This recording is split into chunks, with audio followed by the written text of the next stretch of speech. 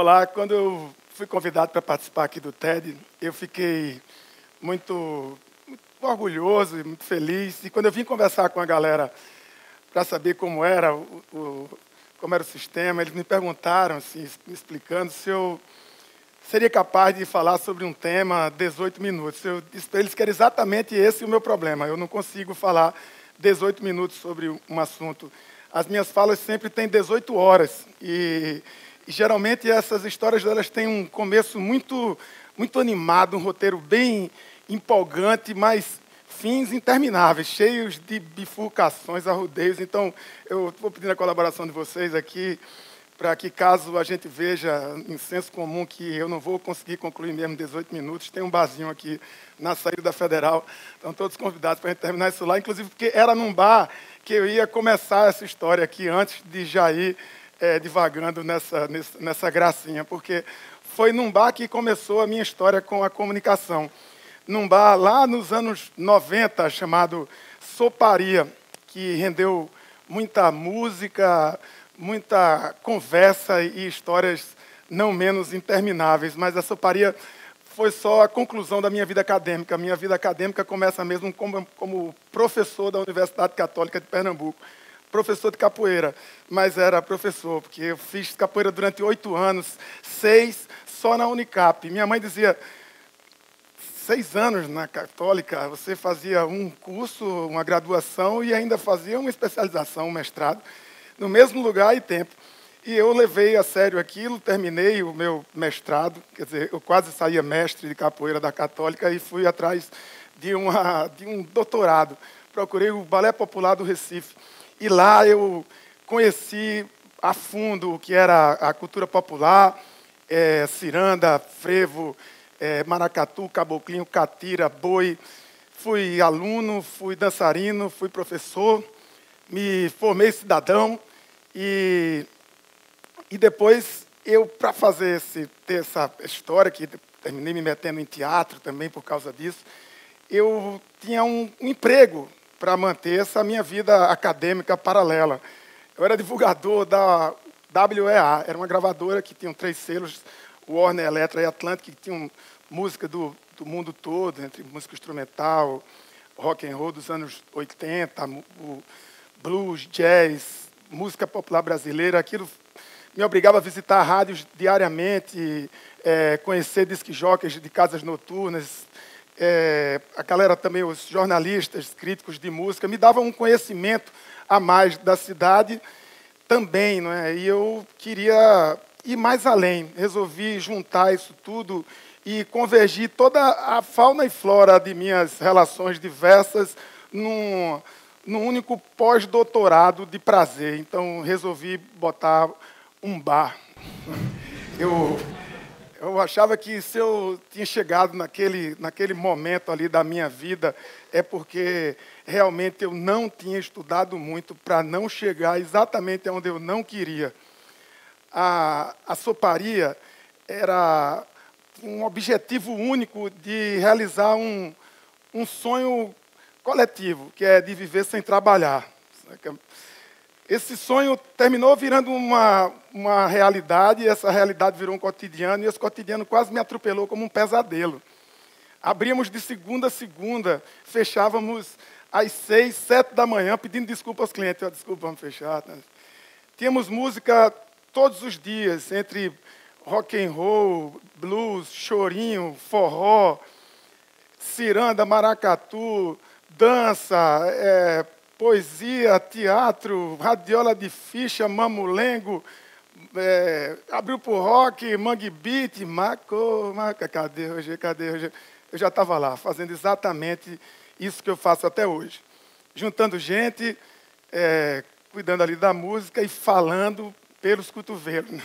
A Soparia era tipo uma festa na minha casa diária, só que de noite.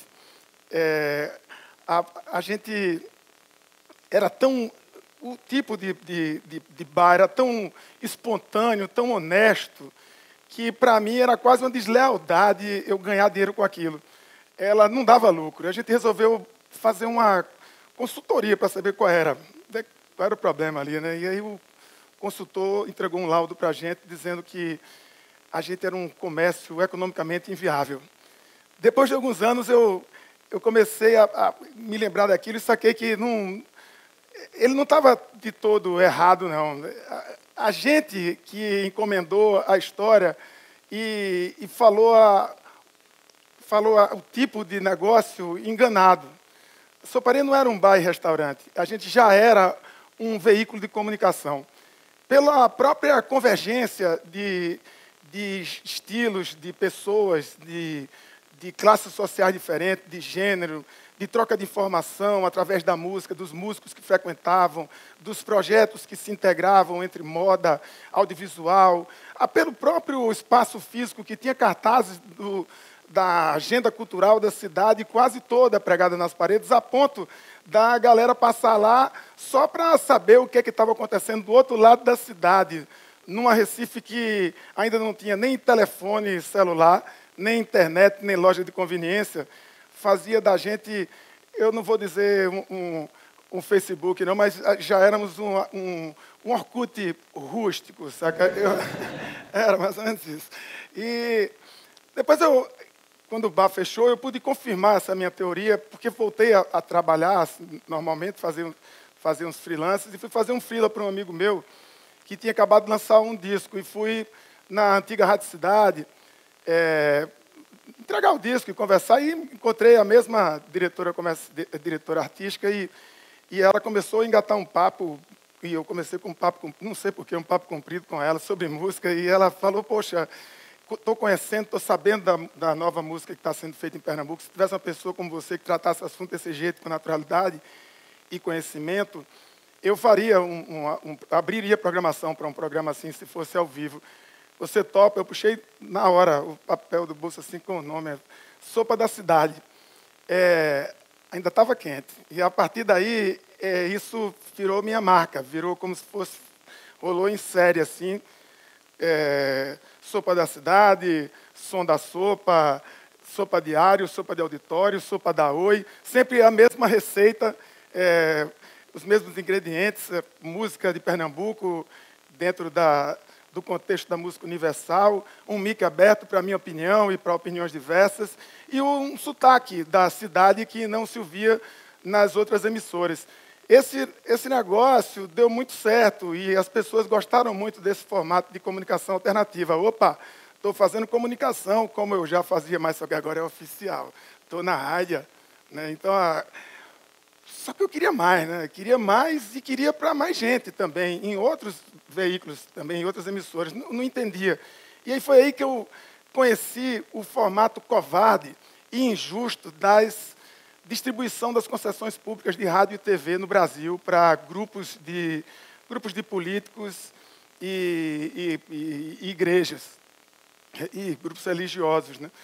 E passei adicionei mais um ingrediente na minha sopa, que era a militância na democratização da comunicação. Um tempo depois, eu, com a minha popularidade já nos programas e o conhecimento, eu me juntei com a galera que é historicamente conhecida por essa luta também, que é a TV Viva em Olinda, e fui convidado para ancorar um programa deles em rede nacional. Era o Zona Rural, na TV Brasil, a emissora rede pública de televisão, recém-inaugurada pelo governo federal, como uma alternativa de descentralização da informação. Né? O Zona Rural era um carro, uma caminhonete Ford Rural, customizada, rodando pelo Nordeste, mostrando a música e a cultura para o Brasil todo. Foi muito legal, foram mais de 40 programas, 2 anos, e a velocidade estava boa, mas aí a mudança de governo emperrava as engrenagens e a falta de certeza, assim, definição no financiamento também atrapalhava. E quando o programa começou a reprisar, quando a gente estava desanimando, recebe a notícia que em Pernambuco o governador quer a TV pública do Estado. Opa! Quer falar comigo e com o grupo que eu fazia as articulações da comunicação para que fosse conduzido um processo nesse sentido. Queria que eu encabeçasse essa história. Remédio para um doido é outro na porta. Eu topei. E vamos nessa. Juntei teóricos, práticos, militantes, formamos um grupo de trabalho, abrimos o papo para a sociedade, discutimos programação, discutimos orçamento, previsão de orçamento, pensamos em autossustentabilidade. E aí, não, dessa vez... Cri, cri, cri, cri, cri. O Recife ele tem uma situação geográfica que ajuda muita gente nessa nossa persistência histórica. É porque, sendo a gente uma cidade que é abaixo do nível do mar, nunca nos assustou essa ameaça de morrer na praia. E a certeza de que as marés sobem e descem a cada 8 horas me deu a clareza também de saber que democratizar a comunicação é democratizar o poder. E isso governo nenhum nunca vai aceitar e nem querer dividir. Não tem perigo. A democratização da comunicação está sendo feita de baixo para cima e para os lados e sempre para frente. E, ao mesmo tempo, agora, eles voltaram para os gabinetes e nós voltamos para a rua. Dessa vez sem gravação, sem TV, sem transmissão, sem nada. Só um carro engraçado mesmo, umas luzes, um som legal e um mic. Afinal de contas, era isso que eu sempre fiz lá no começo por excelência. Juntar pessoas, mostrar um som e vender cerveja. Né? Vamos nessa. Eu posso dizer que a partir daí, com todo o humor e megalomania, ou egolombra do recifense, a gente passou a ser o maior programa ao vivo da América Latina, em linha reta. Porque deixamos de ser um programa de TV gravado ao vivo com música, onde as pessoas podiam também assistir, e passamos a ser uma ação de rua com música feita prioritariamente para as pessoas e pensado para as pessoas participarem. A gente podia gravar ou não. Para isso, a gente usou o método mais revolucionário e que tecnologia nenhuma nunca vai superar. Gente, pessoas. A gente deixou de ser um programa ao vivo para ser na Vera. 10% do que a gente conseguiu ou consegue editar do que a gente grava, jogamos na rede e aquilo circula com mais agilidade e mais objetividade na sua segmentação do que se estivéssemos submetidos às inseguranças e contradições da nova TV pública ou das velhas TVs estatais, ou ali aprisionados numas TVs comerciais, sendo cúmplice daquele formato ultrapassado e desonesto do Ibope. Né? Eu vou, o que é Ibope? Vou. Meu filho, faço não queria saber dessas coisas do passado, não. Vá responder os posts da fanpage, que domingo tem evento do Zona Rural. Porque o nosso público, hoje em dia, ele é pós-controle remoto. Ele é coletivo, ele é inclusivo, ele é espontâneo. Ele não vai para a rua porque é formador de opinião, não sei o quê. Não, muito pelo contrário. Ele vai para lá exatamente porque ele quer mostrar e deixar bem clara a sua. E nada mais simbólico do que um velho carro nacional para ressignificar essa nossa vontade, de novo, de rua. Porque teve um tempo que quase convenciam a gente a desistir das ruas.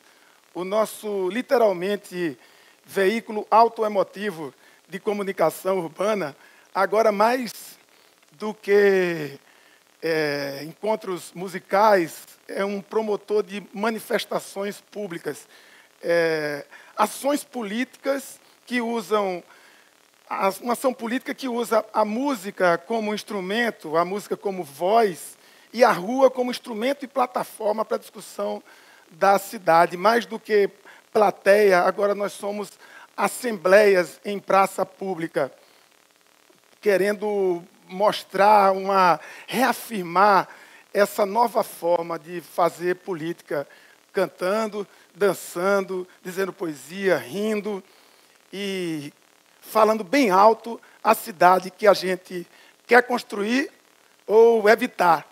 O Zona Rural, ele fundamenta-se no antigo conceito das velhas veraneios de som, saca?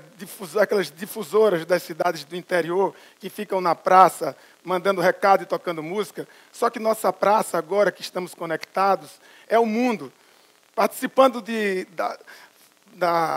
problemas, soluções efetivas de nossa cidade, do nosso quintal. A gente também toma parte de discussões de questões universais. Como difusoras, nós somos veículos. E como veículos, somos todos motoristas agora de uma comunicação sem freio e sem governo, guiada por milhões de pessoas ao mesmo tempo e em alta velocidade, só que todas na mesma direção e sentido. Que a liberdade agora ela é uma autoestrada de mão única, saca? Cada curtida, cada post, cada view é um posto de gasolina e um motor de partida na construção dessa avenida que não terá cruzamento e nem meio-fio. Soltem os cintos, abaixem os vidros, abram as portas, aumentem o som, porque o Zona Rural está no ar. Aliás, nas ruas.